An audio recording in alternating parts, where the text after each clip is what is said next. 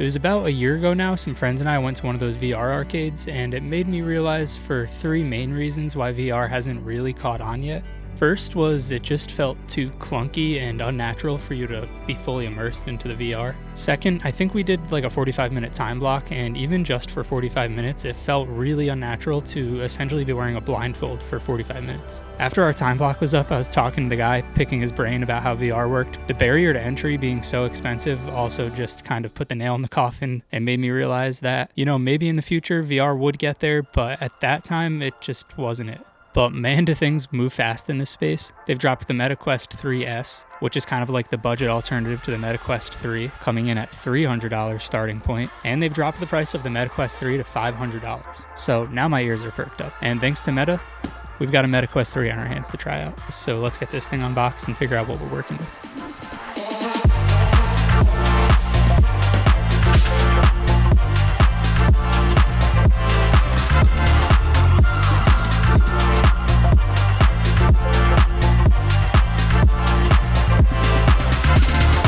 Alright, so if you're new here, welcome. My name's Ben. I make videos about tech that I find cool and interesting, and today we do indeed have ourselves here in MetaQuest 3. Now, before we get started, I'm no VR expert. I'm just a regular old consumer who was always interested in VR, but never felt like it was really the right time to buy into it. And so that's what I want to find out. Is it finally time? Is VR finally worth buying into? So first, let's take a look at the cameras in pass-through mode.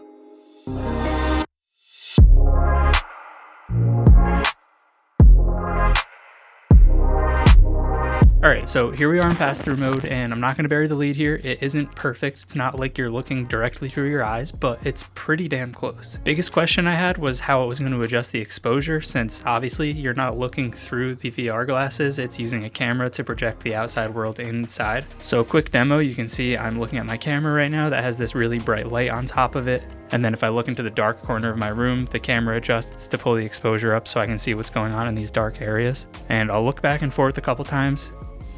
So you can definitely tell that it's adjusting. It's not super smooth, but it's nothing jarring either. As far as frame rate goes, there isn't any noticeable lag, which I think is the most important part of this. You don't want to be reaching for a glass of water and knock it over because what you're actually seeing is like a second behind what's going on in the real world. The only issue I really find with this is you can see some wobbliness and some warping around like where that ceiling is right there. And because of that, I don't think you would want to spend too much time like walking around the house and doing tasks while in pass-through mode. However, that's not really what it's designed for anyway. The point is so you can work in a virtual reality space and still be able to see your surroundings, and I think it does that really well. For example, if you want to grab a drink of water while you're playing games, all you have to do is double tap the side of the headset. It'll enter pass-through mode, you can grab your drink, double tap again, and you're back in VR. So I mean, this is a huge feature because not only does it allow you to toggle between VR and the real world, but it also allows for some really incredible mixed reality games. This one's called First Encounters. You literally defend your home against these aliens, and I mean, it's so interactive to the point that when you shoot at your wall, it opens up your wall to the outside world, which is an alien planet. It's absolutely nuts.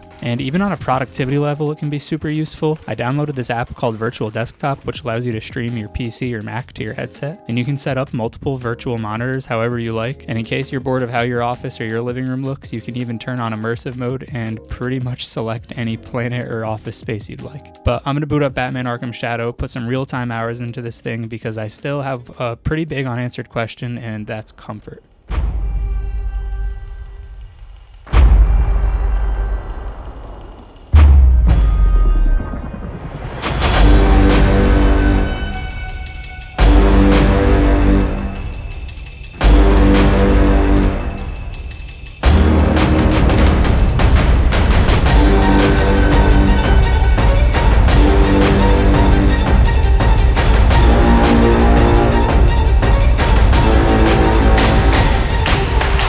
Holy smokes, man. This game's incredible. I'm going to get into comfort in a minute because I actually have a couple things that I felt were a little bit different from what I've been reading online, but I'm like at a loss for words. This is the first time I've ever played a video game where I legitimately felt like I'm the character in the game.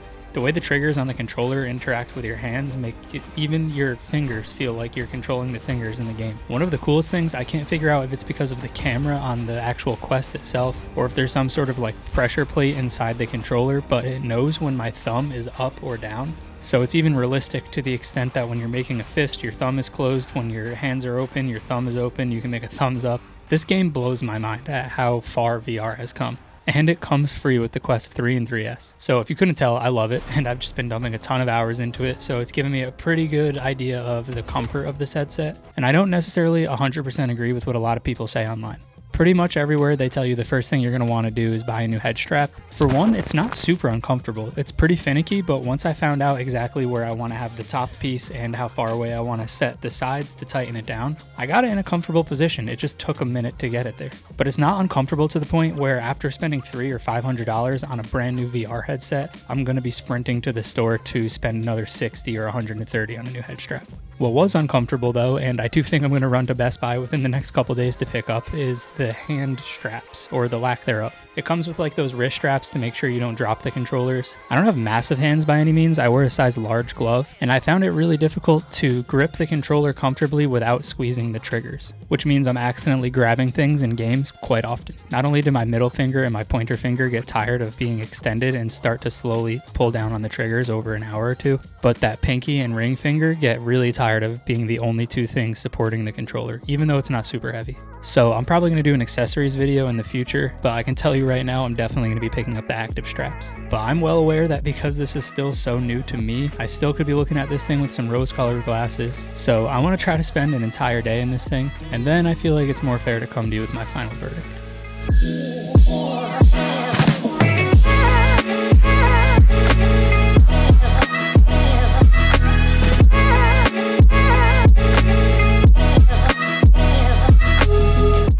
Alright, so I'm glad I did that because some of the original excitement, some of the original hype did die down a little bit. Is the pass-through mode perfect? No. Everything still just feels a little too wobbly. The cameras have to bump in too much ISO in darker areas, so it's really grainy. That still has some room for improvement. Although it's easy to get immersed in these games and kind of forget that you're wearing the headset, it still doesn't feel like second nature, so there's room for improvement there. But is it finally accessible enough and worth it for the average consumer? Yeah, I think we're there. I mentioned I went to that VR arcade a year ago, and I tried on all those different headsets, and I had all these opinions on why VR isn't there yet. The Quest 3 was out a year ago. The problem was it was $650. So a budget buyer like myself was looking at the Quest 2 and the value wasn't really there. You know, we've seen these high fidelity graphics before, pancake lenses, things like that, but usually you had to be tethered to a PC, which made it a little bit clunkier and much more expensive. There have been some headsets that utilized this pass-through mode before, however, again, really expensive. And obviously we've seen standalone VR before, but I don't know if you're catching the drift here, it was expensive. This new price drop for the Quest 3 I think brings everything back into perspective. And I really think it changes the game because it makes VR and good VR a lot more accessible for a lot more people. That's just my opinion. Let me know what you guys think. Again, huge shout out to Meta for sending this out. They were super cool about it, didn't ask me any particulars for this video, didn't even ask me to see the video before I posted it, and even bigger shout out to you guys, because if it wasn't for you supporting these videos, I would never have an opportunity like this in the first place. So thanks again for watching. As always, everything will be linked down in the description. Questions, comments, discussions, let me know. Otherwise, I'll see you guys in the next one. Peace.